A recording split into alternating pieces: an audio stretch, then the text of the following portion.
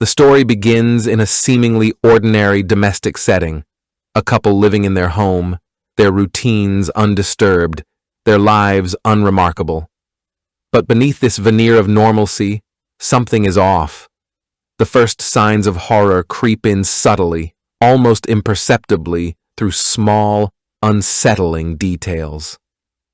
The protagonist and his wife start hearing noises inside the walls. At first, they're easy to dismiss.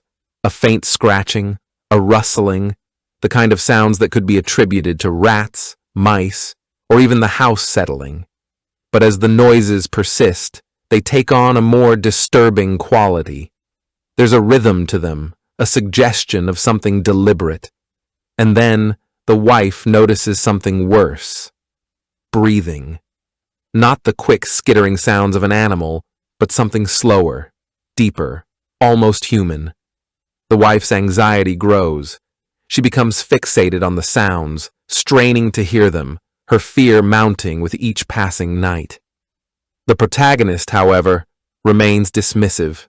He offers rational explanations, downplays her concerns, and even grows irritated by her paranoia. This dynamic between them, her escalating terror, his stubborn refusal to acknowledge the threat, creates a psychological tension that mirrors the physical horror lurking in the walls. Evenson masterfully builds dread here by withholding concrete answers. The noises are never fully explained in this scene, leaving the reader and the characters to imagine the worst. Is it an animal? An intruder? Something supernatural? The uncertainty makes the horror more potent. Additionally, the domestic setting, a place meant to be safe, becomes violated, infiltrated. The walls, which should provide security, now feel like a barrier hiding something monstrous. This subversion of the home as a sanctuary is a classic horror trope, but Evenson executes it with chilling restraint. By the end of this scene, the wife is visibly shaken, while the protagonist remains in denial. This contrast foreshadows the story's tragic trajectory. Her fears are valid, and his skepticism will cost him everything. The genius of this opening lies in its slow burn. The horror isn't in a sudden jump scare, but in the inescapable realization that something is very, very wrong. And by the time the characters and the reader fully grasp the danger, it may already be too late. The tension that has been simmering beneath the surface of the couple's domestic life finally takes a tangible, unsettling form when the wife discovers the hole in the wall. It's not just any hole, not a clean puncture from a nail or a screw, but something far more disturbing. The edges are jagged, uneven, as if something had gnawed or clawed its way out from the inside. The drywall is shredded in places, the insulation pulled apart like stuffing from a gutted animal.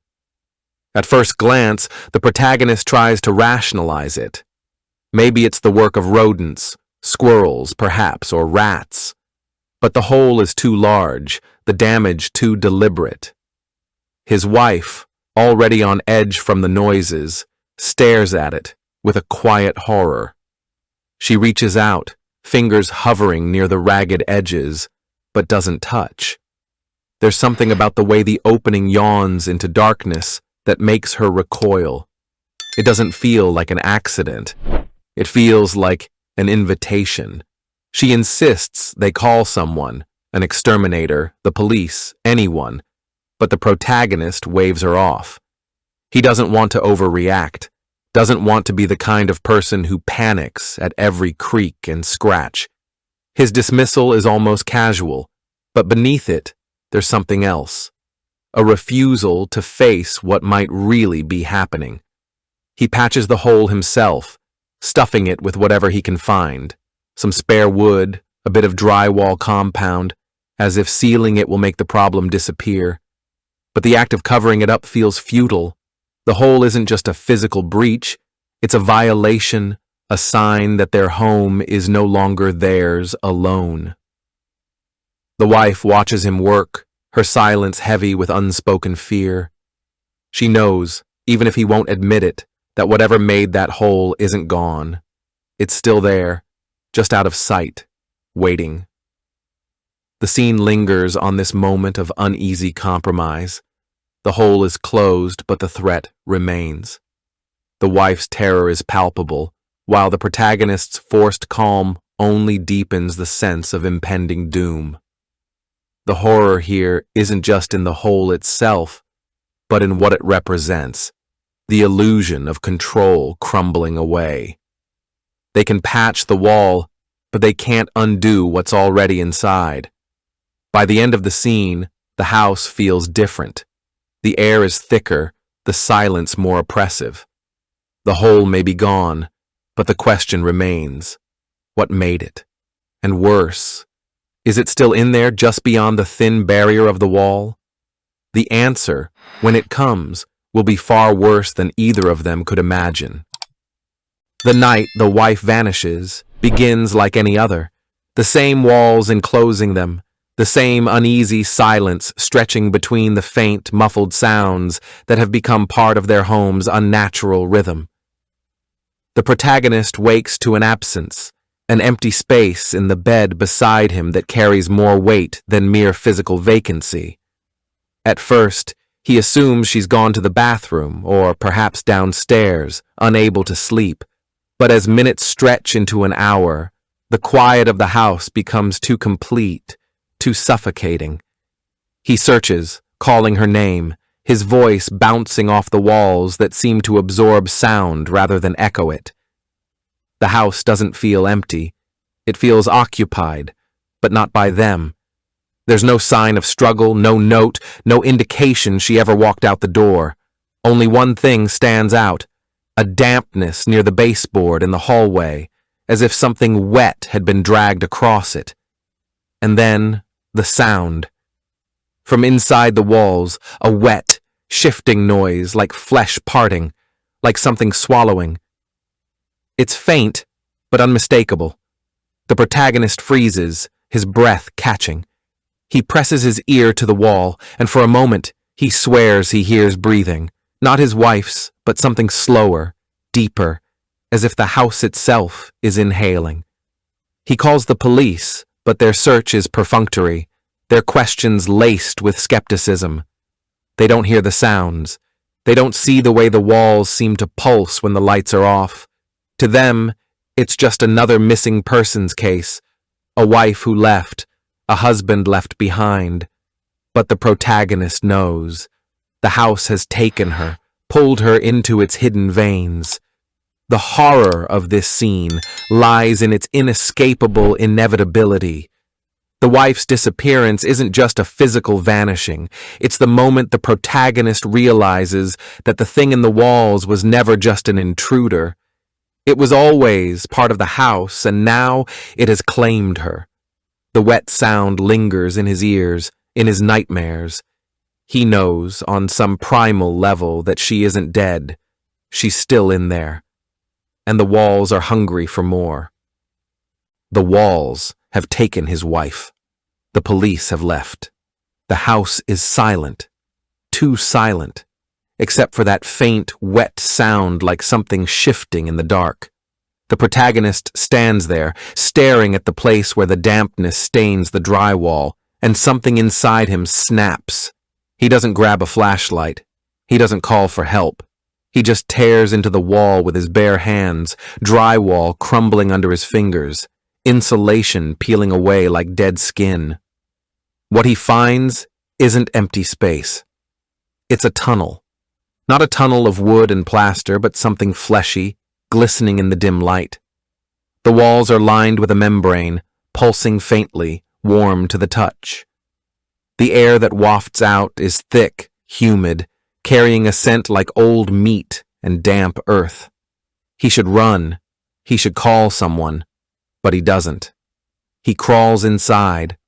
The passage is tight, the walls pressing in around him as if the house is testing him, seeing how far he'll go. His elbows sink slightly into the softness as he moves, the surface yielding like muscle. And then the tunnel opens into a chamber, a hollow space inside the walls, too large to be possible. Here, the horror becomes undeniable. The space is lived in. There are scraps of fabric, his wife's clothes, chewed and matted with something dark, a hairbrush, a single earring glinting in the faint light from the hole behind him. And the nest, not made of twigs or paper, but of things that shouldn't be there, strands of hair, bits of skin, the chewed remains of what might have been fingernails. It's still warm. Something has been here, recently, and then movement, a shift in the dark, a sound like wet lips parting. The protagonist freezes. He isn't alone. The walls breathe. The air inside the wall cavity is thick, cloying. It sticks in his throat like the smell of a butcher's back room. The protagonist's pulse hammers in his ears as he stares at the nest of hair and skin, his mind scrambling to reject what his eyes insist is real. This close, the breathing is louder, not just behind him now, all around him. He turns, but the tunnel, the one he crawled through just moments ago, is narrower now. The fleshy walls have shifted, contracting like a throat preparing to swallow. He lunges for the exit, fingers sinking into the damp membrane as if pushing through muscle. The tunnel resists. It's not just closing, it's pushing back. Behind him, something stirs. Not the rustle of an animal. Something heavier, something moving through the walls with terrible liquid ease. He doesn't look. He can't. If he sees it, he'll know. And knowing will break the last fragile hold on his sanity. He kicks, thrashes, his shoulders scraping against the tightening passage. For one desperate second, he thinks he'll make it. His hand breaches the open air of the bedroom, then something wraps around his ankle. Not a hand, not a claw. Something slick and boneless, tightening with the slow, inevitable pressure of a snake constricting. It yanks. The drywall cracks as he's dragged backward, his fingernails splintering against the hardwood floor. He screams, but the sound is muffled, swallowed by the wet embrace of the walls. The last thing he sees before the tunnel seals shut is his own living room, undisturbed, silent, as if nothing had ever happened. Then, darkness, and the sound, chewing. Thanks for watching. If you enjoyed this video, hit that like button, subscribe, and ring the bell for more. Let me know your thoughts in the comments. I'd love to hear from you. See you in the next one. Bye for now.